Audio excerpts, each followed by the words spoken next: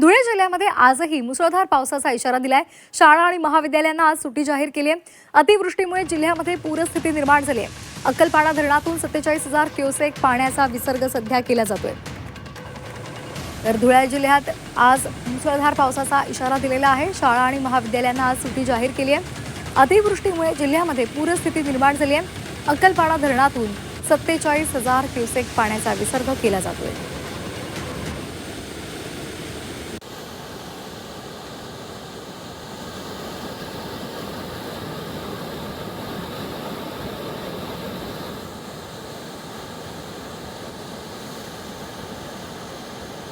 तर या संदर्भात अधिक माहितीसाठी आपल्यासोबत जोडले गेलेले आहेत आमचे प्रतिनिधी प्रशांत परदेशी।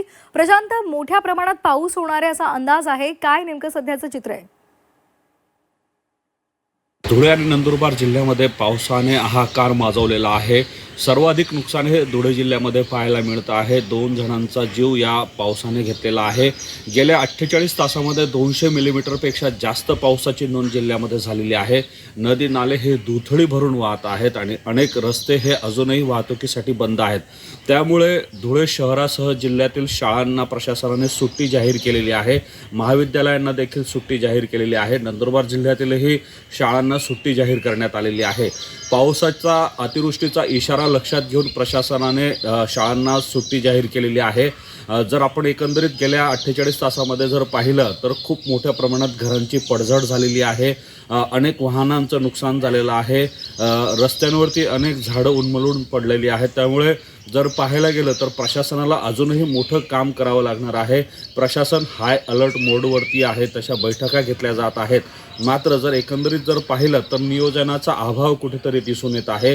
मुंबई आग्रा महामार्गावरची वाहतूक कोंडी असेल किंवा धुळे शहरातील महत्त्वाचे रस्ते अजूनही वाहतुकीसाठी बंद आहेत।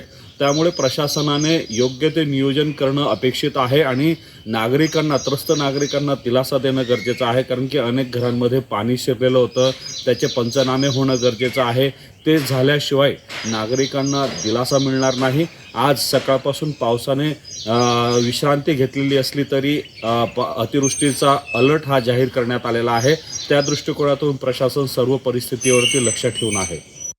अगदी, त्यामुळे आता सरकार या संदर्भात काय पावलं उचलतं हे पाहणं महत्त्वाचं आहे। धन्यवाद आपण दिलेल्या सविस्तर माहितीसाठी।